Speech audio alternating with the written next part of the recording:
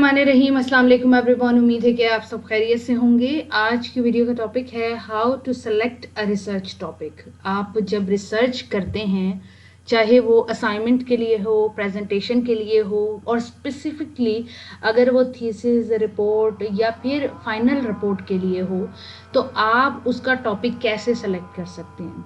जब आप रिसर्च करते हैं, चाहे ग्रेजुएशन में करें, यानी कि 16 साल तालीम जब आपकी हो रही होती है और आप आखिरी 7 to 8 सेमेस्टर में मौजूद होते हैं, तब आप एक रिसर्च कंडक्ट करते हैं आर्ट्स के सब्जेक्ट में, और अब तो साइंस के सब्जेक्ट में भी की जाती है। इसके बाद आप जब एमफिल करते हैं और पीएचडी करते हैं, तो उसके अंदर आपको रिसर्च लाजमी पेश करनी होती है, पब्लिश करानी होती है अपने नाम से। और रिसर्च का बेसिकली मकसद होता है किसी भी सवाल का हल ढूंढना।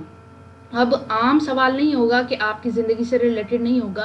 वो बेसिकली तालीमी दायरे के अंदर होगा या एजुकेशन से रिलेटेड होगा, एकेडेमिया से रिलेटेड होगा, जो दूसरों के नॉलेज में भी इजाफा करे। और उस सवाल का अब तक जवाब ना मिल पाया हो, उस सवाल को अब तक इतनी तफसील से डिस्कस ना किया गया हो, बेसिकली वो रिसर्च होती है। और रिसर्च टॉपिक भी उसी को कहलाया जाता है। सबसे पहले जो चीज़ रिसर्च के अंदर मौजूद होती है, पैटर्न के ऊपर आने से पहले मैं आपको बता दूं कि आप जब कोई रिसर्च करना चाहते हैं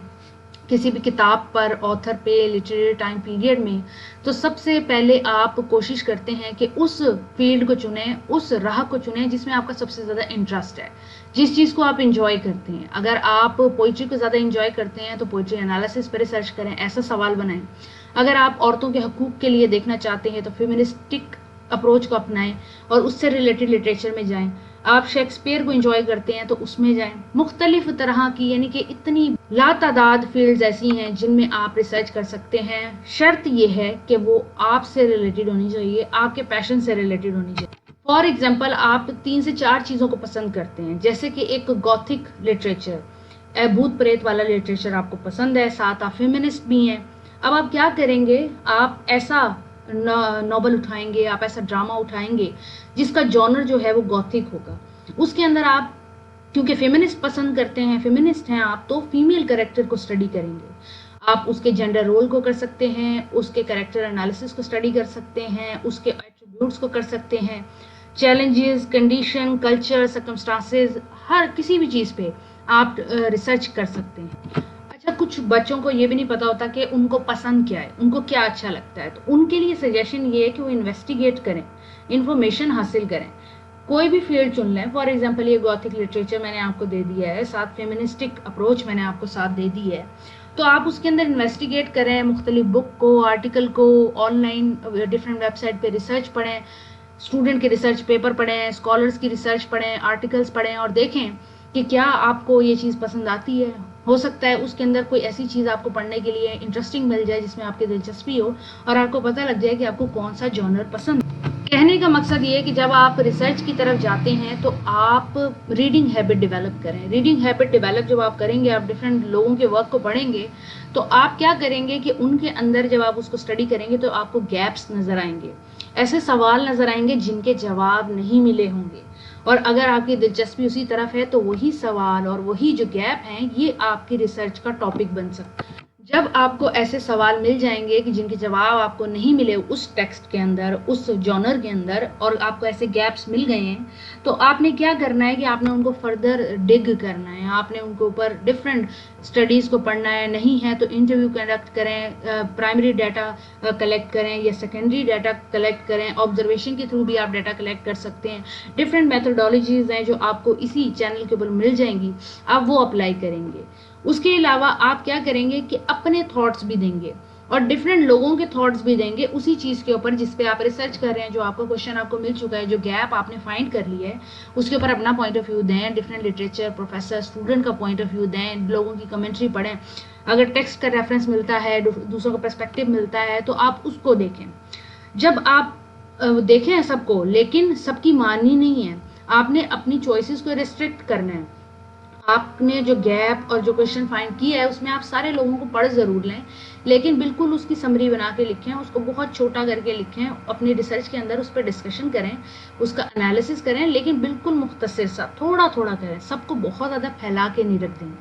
جب آپ کی یہ ساری چیزیں کمپلیٹ ہو جائیں گی تب آپ نے کیا کرنا ہے کہ اپنی ریسرچ کا سوال بنانا ہے۔ اب آپ کو پتا ہے کہ آپ کو گوتھک لٹریچر پسند ہے، فیمنزم بھی پسند ہے، تو آپ نے گوتھک لٹریچر کا کوئی بھی ورک اٹھانا ہے اور پھر اس کے اندر آپ نے کیا کرنا ہے کہ فیمیل پروٹیگنسٹ کے کریکٹر کو اینالائز کر لیں، اس کا جینڈر رول دیکھیں، اس کے سرکمسٹانسز دیکھیں اور بیسیکلی اسے کوشچن کی طرح سے لکھیں کہ how do the female protagonist of Mary Shelley and Emily Bronte and Jane Eyre challenge traditional roles in gothic literature. سوال بنا کے لکھیں کہ میں اس سوال کو پوچھ رہا ہوں اور میں ہی اس کا جواب دوں گا، اور پھر اس سوال کے ارد گرد کا پلان آپ نے مرتب کرنا ہے، بنانا ہے اس کو کہ آپ کس طریقے سے اپروچز کو لے کے چلیں گے، کس طریقے سے کریکٹر کو اینالائز کریں گے، اس کا سٹارٹ دیکھیں گے، مڈل دیکھیں گے، اینڈ دیکھیں گے، کیسے اس کی ڈیولپمنٹ ہوئی، اس نے اگر کوئی ٹیکنیک استعمال کی ہے رائٹر نے اس کی نریشن کرنے کے لیے تو اس کو ڈسکس کریں گے، پھر اس کریکٹر کا سوشل کانٹیکسٹ اور رائٹر کا سوشل کانٹیکسٹ، اگر رائٹر فیمیل ہے تو بہت ہی زبردست بات ہے، یا میل ہے تب بھی اچھی بات ہے، کیونکہ کیا میل فیمیل کے بارے میں بات نہیں کر سکتا ہے، تو آپ اس کا سوشل کانٹیکٹ دیکھیں گے، اس کی اپروچ دیکھیں گے اور ڈفرینٹ کریکٹرز کے اوپر اس کا کیا انفلوئنس رہا اور ڈفرینٹ کریکٹر کی لائف کے اندر اس کا انفلوئنس کیا رہا اور اس کی لائف پہ کیا انفلوئنس ہوا، تو آپ نے پورا پلان بنانا ہے۔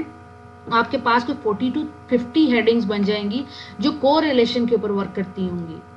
اب میں آپ کو تھوڑا سا سیمپل بتا دیتی ہوں، یہ صرف ہم نے ریسرچ کا کوشچن فائنڈ کرنے کے لیے اپروچ اختیار کی ہے۔ ریسرچ کا کوشچن کچھ بھی ہو سکتا ہے، اگر آپ کو لگتا ہے کہ بنا پڑھے کسی کتاب کو آپ کو ہوا میں مل جائے گا تو ایسا نہیں ہوتا، یا آپ اپنے کسی فرینڈ سے پوچھ لیں گے تو بھی نہیں ہوتا، اپنے ٹیچر سے لے لیں گے تو بھی نہیں ہوتا،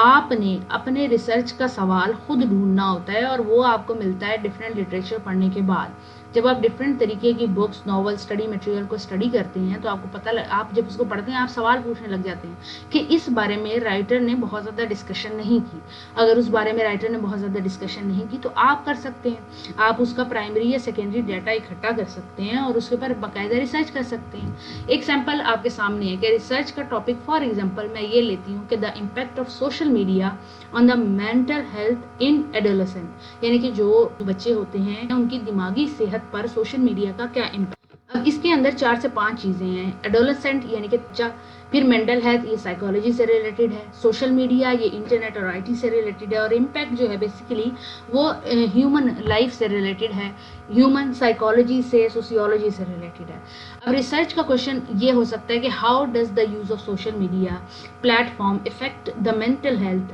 and well being of a teenager اور این ایڈولسنٹ، یعنی کہ اگر کوئی چھوٹی عمر کا بچہ ہے، 13 سال کا، 1 سے 18 سال کا بچہ ہے، اس کی مینٹل ہیلتھ کے اوپر اس کا کیا ایفیکٹ آ رہا ہے، اور پھر میں نے فردر اس کا آبجیکٹیو بھی بتانا ہے۔ سیم ایسے ہی آپ لکھ سکتے ہیں کہ this research aim to investigate the relation between the social media usage and the mental health outcome in adolescents, exploring factors such as self esteem, body image, loneliness and depression. اب اس کے اندر بھی میں نے further یہ point ڈال دیے ہیں کہ سیلف اسٹیم بچوں کی کیسے ہرٹ ہو رہی ہے، ان کی باڈی امیج کیسے چینج ہو رہی ہے، لونلینس ان میں بڑھ رہی ہے، ڈپریشن بڑھ رہا ہے، یہ ساری چیزیں میں نے معاشرے سے آبزرو کی ہیں، معاشرے سے میں آبزرو کی ہیں، تو اس کے بعد میں اس کو ڈسکس کر رہی ہوں۔ اس کے بعد میں اینڈ میں بتا دیتی ہوں کہ اسی چیز کا اسکوپ کیا ہے، اس اسٹڈی کا کیا فائدہ ہے۔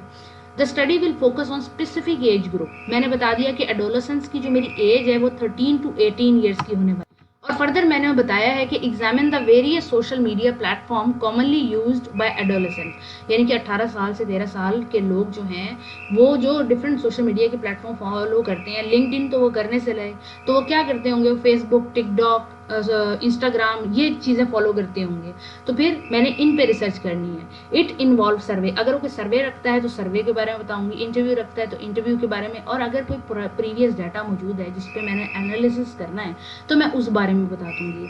پھر میں نے بتانا ہے فردر اس کا پوٹینشیل امپیکٹ۔ اس کے کے بعد میں ایک اور ہیڈنگ بنا سکتی ہوں جس میں میں بتا سکتی ہوں کہ پوٹینشیل امپیکٹ کہ کیا کیا چیزیں ہو سکتی ہیں، جیسے کہ امپیکٹ سوشل میڈیا پہ، سوشل میڈیا کا امپیکٹ مینٹل ہیلتھ پہ کیسے ڈیولپ کرتا ہے، اس کی کیا اسٹریٹجی ہو سکتی ہیں، اور کیسے ہم اس کو ڈفرینٹ طریقے سے کریٹ کر سکتے ہیں، کون سے ایجوکیشنل پروگرامز بنا سکتے ہیں، کون سی ایسی پالیسیز بنا سکتے ہیں جو ان کے نیگیٹو امپیکٹ کو کم کرے۔ اس کے بعد چیزیں جو آپ نے ریسرچ کے کرتے وقت اوائڈ کرنی ہیں، جو چیزیں آپ نے اوائڈ کرنی ہیں سب سے پہلے ان کے اندر یہی ہے کہ آپ لیک آف انٹرسٹ، اگر آپ کا ٹاپک میں انٹرسٹ نہیں ہے، آپ کو ٹاپک ہی سمجھ نہیں آتا، تو برائے مہربانی اس پہ ریسرچ مت کریں۔ اگر آپ بورنگ ایسا ٹاپک چنتے ہیں جس کے بارے میں آپ کو ہی نہیں پتا تو آپ لوگوں کو کیا بتائیں گے۔ اس کے بعد ایسا ٹاپک بھی نہ لیں جو آپ کی فیلڈ سے ریلیٹڈ نہ ہو۔ فار ایگزامپل آپ کو آئی ٹی کے بارے میں کچھ نہیں پتا، انفارمیشن ٹیکنالوجی کے بارے میں کچھ نہیں پتا، سوشل میڈیا بھی آپ یوز نہیں کرتے، تو سوشل میڈیا پہ مت کریں۔ اس کے بعد ایسی چیز کو بھی چننا اچھا نہیں ہوتا جس پہ آلریڈی ڈسکشن نہ ہوئی ہوئی ہو، یا جس کی ریسورسز آپ اکٹھے نہ کر سکیں، نہ ڈیٹا اکٹھا کر سکیں، نہ ایکسپیریمنٹ کر سکیں۔ اس کے بعد ایسی فیلڈ آپ کی نہیں ہونی چاہیے جو بہت زیادہ چھوٹی ہو، جس میں بہت زیادہ بات نہ ہو سکتی ہو، جیسے کہ امپیکٹ آف سوشل میڈیا۔ اب صرف امپیکٹ آف سوشل میڈیا کے اندر نہ ہم نے مینٹل ہیلتھ کو ڈسکس کیا، نہ ہم نے ایج گروپ کو اسپیسیفائی کیا، بہت براڈ